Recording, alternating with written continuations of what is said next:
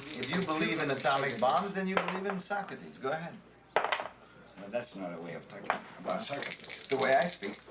Socrates had nothing to do with the atomic bomb. No, he's just a jerk. To you. Yeah. But read about it. Totally.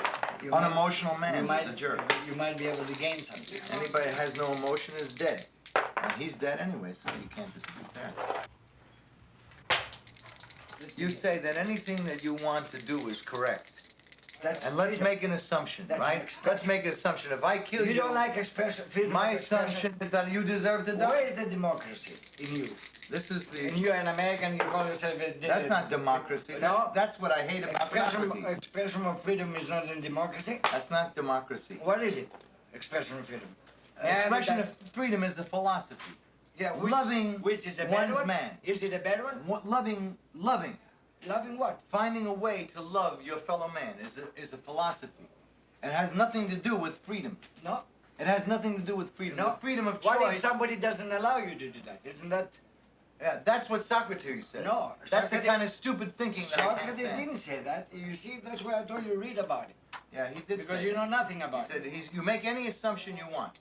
And every damn lawyer in the world has made that assumption forever. Whatever you do is right as long as you can get off. Who said that? That's Socrates.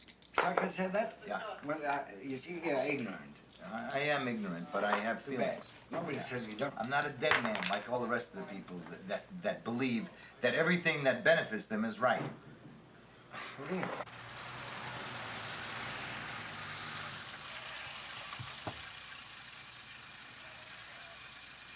I don't usually like movies because movies are made for people to go in and see them and make money on them. And I don't know, somehow you got hooked. I got hooked on it being an expression, a substitute for living. And a good one. Substitute? Mm-hmm. I don't know how to live. I mean, I don't know how to dress or get on with people. I don't even understand all that stuff. I know this looks crazy, but I just got carried away. I mean, I couldn't resist these. These are miniature horses. Aren't they small? I was going to only take one, but then I figured they'd get lonely, and if you have one, you know, you might as well have two, and so I just, don't mind, sweetheart. Anyway, the goat gives you... And it was very cheap to buy the house when we bought it. Well, we've done, I guess, 5 pictures, you know, parts of 5 pictures, one whole picture there. We need a set, a place to live. Tough on Jenna. And the kids, you know, we have a lot of kids in the house today. Everybody has to move. Come on. Baseball glove out of here. So when we make a picture, everyone has to skedaddle, get out. Nice girl.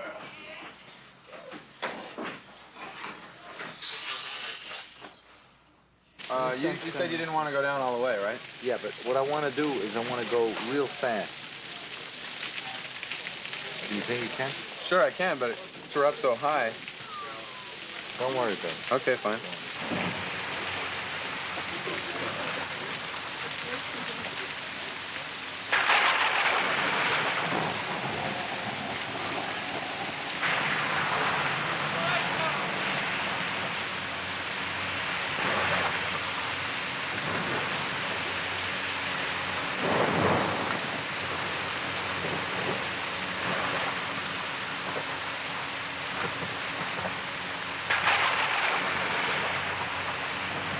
So our irritations mount, our happiness is escalate at times. We joke around. We try not to be too serious about the film. But underneath, we really suffer over trying to make a film. Whether it's good or bad, any of us know. You know? Put the duck, you can't put a duck in this cage? No. Can't put it in that cage?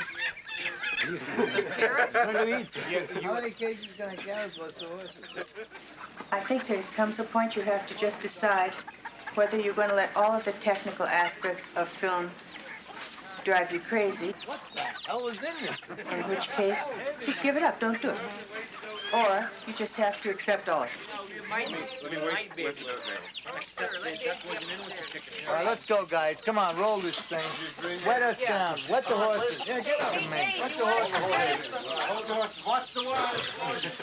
They gotta be dripping, kid. They gotta be really wet. Dance on top of these cages. Nice kitty cat. Nice kitty. Look at the eyes. You're getting a little crazier every minute. That's it. Wet them all. They'll all scream and everything. Get him good. Now he's gonna piss and shit. Go ahead, hit me. Okay, Danny, stop the water for me, Johnny. Are we ready, John? In the face. John, we ready? I was ready, kid. I mean, I can get the crew irritated, you know. After a while, they don't get irritated because they know it's all bullshit, you know. We still have conflicts. Everybody has conflicts every day. Some days you're happy. Some days you're thrilled because everything is totally creative, and some days it's horror. Because nothing is working. Quiet. Shut up, everybody. Come on. But in the form of the way we're working, we just don't know what's going to happen the next day. So everyone has to be creative, otherwise the whole thing goes down. A lot of people know what they're doing. I don't know till the next day. You know, if our films are supposed to be something like life is, some vague thing that life has, maybe the films can contain, then how can you determine what's going to happen tomorrow? You know? Unless you have such a prescribed life that you're bored with it. We live an exciting life. I mean, this is exciting stuff, so I can't tell you what's going to happen tomorrow. Even if you can read it, you don't know how someone's going to interpret it.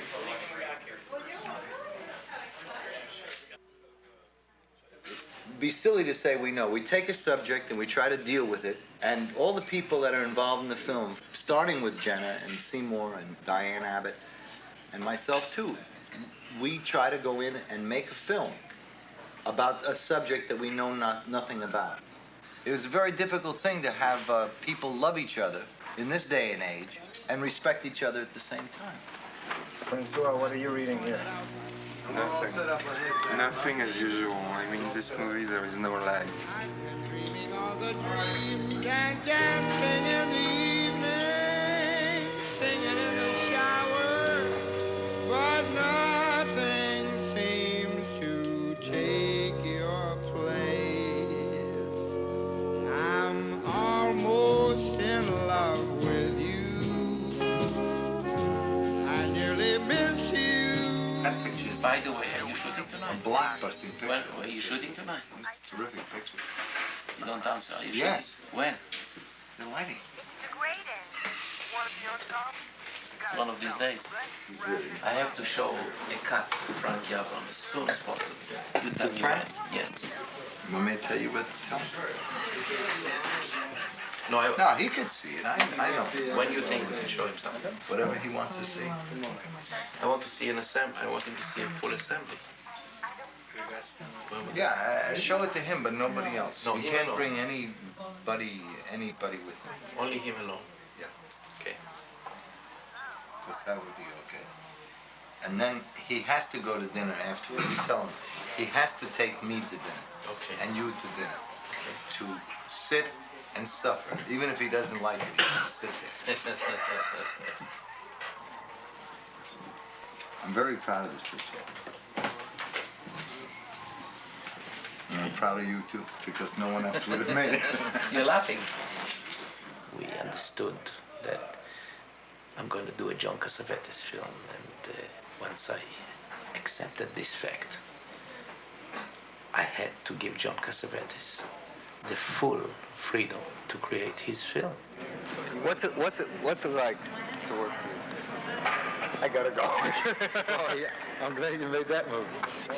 It's terrific to work for him, you know. The man's a maniac. But the difference is John has a unique way of working. John really wants you to give him what he wants, but he wants you to give it to him in your way. You know, there's a magic about him that when you're working with him, it infiltrates in you, and you get this enthusiasm. You get the same enthusiasm that he has to begin with, and it's like this, you know, like a fountain of life that you're drawing off of. As a director, and being unique, is that he gets everybody involved in the film, and he gets everybody love making the film, and makes everybody believe that it's their film, not John's film. Of any people that you'll ever work with in your life, there's nothing Mickey Mouse about John. Because all John wants people to do is care. If you're on the crew, he wants you to care. You know, read the script, just be involved, and that makes the atmosphere fun to work in. The most important thing in movie making is a relationship between people who love to make movies. It's not like most pictures where you run after the camera and the magazine says everybody is running and you shoot and shoot and shoot. Over here it's more like settled, you are walking and take your time, but you gotta be right on. And I think it's about time that America will recognize that they have their own Bergman. I must tell you that I saw a version of opening night at a Westwood cinema house, packed preview. The audience went wild, as I did. They cheered and stamped and stood up. They loved the movie. And I said, John, this is it. And he looked very, very, very pale and very disturbed. And he said nothing. The next time I saw the movie, he had changed the last 30 minutes totally. He seemed not to be very happy that they had accepted it that enthusiastically. Now, you could say he doesn't want to be successful in America, or he got frightened by the enthusiasm of their response, or he decided that he didn't want them to like it the way they were liking it because they were missing the point. I don't know. I kept saying, why'd you do that? Because it wasn't right, he said. He satisfies himself first and foremost, and the audience is secondary. So John, I've learned a lot through John. I've done a lot of editing for him, picture editing, sound editing, music editing, shot sound, composed score, and I've learned a lot about integrity. What do you mean? Well, I think you know what I mean. You know, it's like writing. You know, 30 years from now, I can say I rode with Billy the Kid. What do I like about working for John? Nothing. I think the best thing about working for John is telling people that you work for John. Actually working for John is not all that, you know, what you would want me to say. It's an experience. I like working for John because from day to day, you do not know what's coming next. John is totally unpredictable. That's the only predictable thing about him. He's totally unpredictable. I don't see him as a great artist. I don't see him as a great director. Those are not the relationships I have with him. I have a one-on-one personal relationship with him. Usually when he asks me for something, he asks me for something now. We have a lot of fun. We laugh, we joke around. So, as I say, I don't like working for John because he's a great actor or a great director, because I don't get involved with him on that basis. I get involved with him as a person and as a pain in the ass. So what's the I'm a pain in the ass to him, and he's a pain in the ass to me. We get along very well. I think that's summing it up. John's life is like a Cassavetes movie. He's just picking up general shit. Okay, so that's covered. Hey, Jim. Hey, guys, fuck off with the camera. The only thing that remains constant is the love of what you're doing.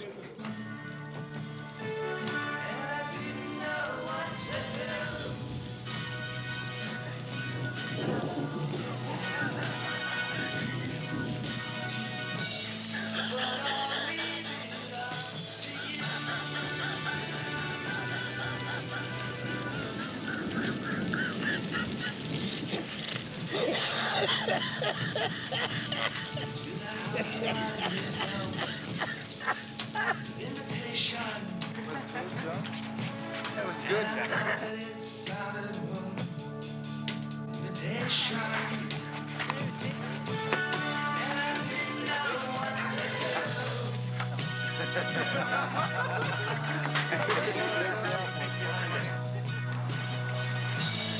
So I'll leave it up to you. Yes, I'll leave it up to you.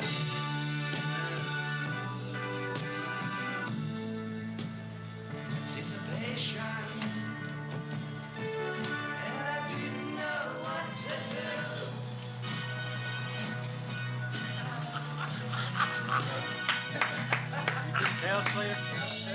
But I'll leave it up to you. Though God knows I don't know how anyone could get more pleasure from it than John Cassavetes.